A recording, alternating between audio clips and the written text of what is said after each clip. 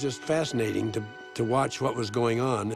And then I had, by that time, designed the Nautilus in my own mind.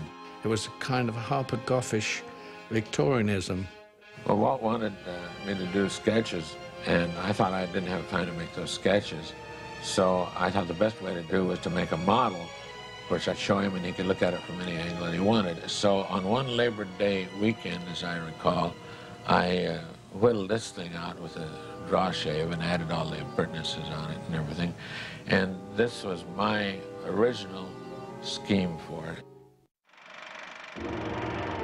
As Disney expanded his vision for 20,000 Leagues, it grew to such a grand scale that it became one of the biggest motion pictures ever attempted in Hollywood. This was going to be an expensive one. This was much more expensive than any of the other pictures that he had made up to that time. With an initial estimate of $2.7 million.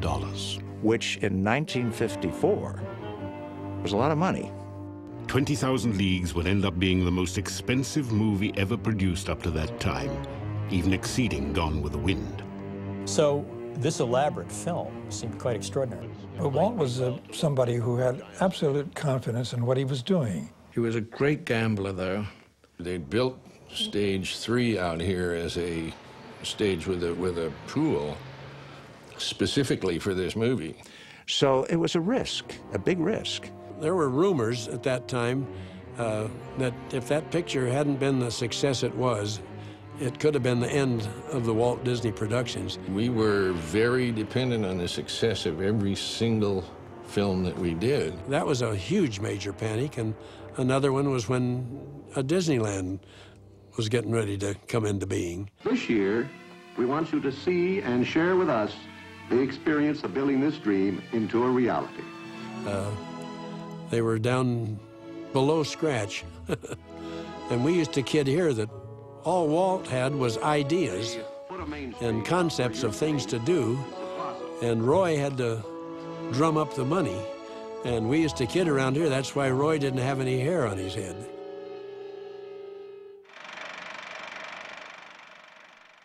Adding to Disney's financial pressures were the building of a 150-foot replica of the deck of the Nautilus.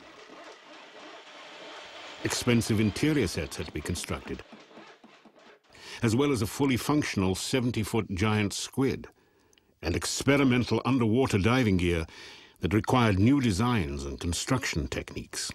The size of the picture and the projected cost of the film was another reason for me to be incredulous, because so much would be riding on my shoulders, including the life and death of the studio.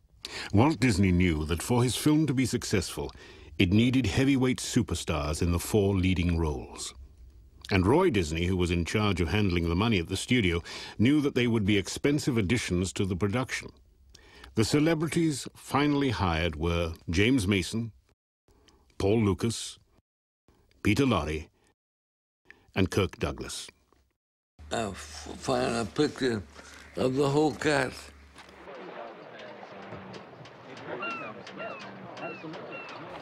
That's Paul Lucas, that's me, that's Peter Lorre, and of course there's James Mason frowning. I don't know why he's frowning. We really tried to keep Captain Nemo exactly as he is in the book. Here was a guy that had had a lot of wrong done to him, and he really just wanted peace in the world. That's what he really wanted. See how peaceful it is here. The sea is everything. As one of Britain's top box office stars, James Mason was just coming to the attention of American audiences by distinguishing himself in such popular films as The Desert Fox, The Prisoner of Zenda, and A Star is Born. Professor, I regret your choice. Take him up. I'm secure for sea. Aye, sir.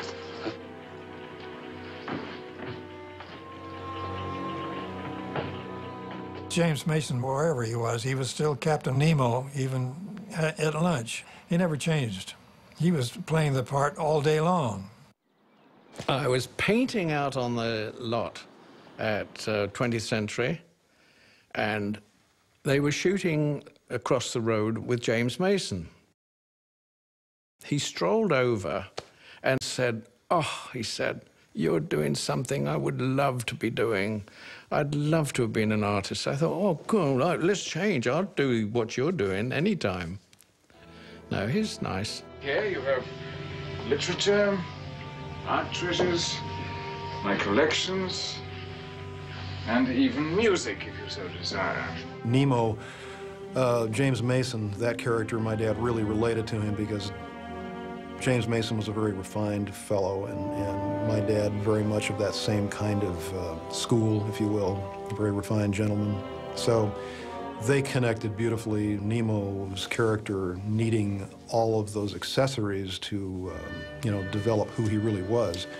And James Mason, such a wonderful actor and so appreciative of that kind of detail, so they connected. There was a lot of appreciation expressed on the set about that. James Mason was perfect for the part of Captain Nemo. I don't think I could have played that part as well as he played it. On the other hand, I don't think he could have played Ned Land as well. And he brought depth to the role, but he was a very internal actor. Kirk is a very external actor. Captain, we left a treasure out there. A whole chest of gold, silver, and diamonds. Sent to get food, not treasure. You can't eat pieces of eight. Eat, I can eat any time. You place an absurd value on the cheapest of human commodities. Aboard the Nautilus, we use such baubles for ballast. Sought after by every major studio in Hollywood, Kirk Douglas had become a superstar because of his Academy Award nominations for roles in Champion and The Bad and the Beautiful. I'd never met them, and I had visualized Kirk being a big, brawny, tall, muscular guy, and James Mason being about my size and very withdrawn and short. Well, I got a big shock when I met these guys. Kirk is about my size, very muscular, very strong and dynamic, but he's not a tall man.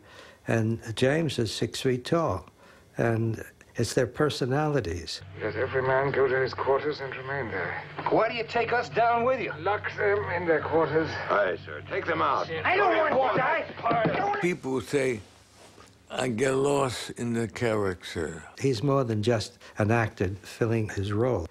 He's dynamo. He brings tremendous energy to everything that he's in or gets near.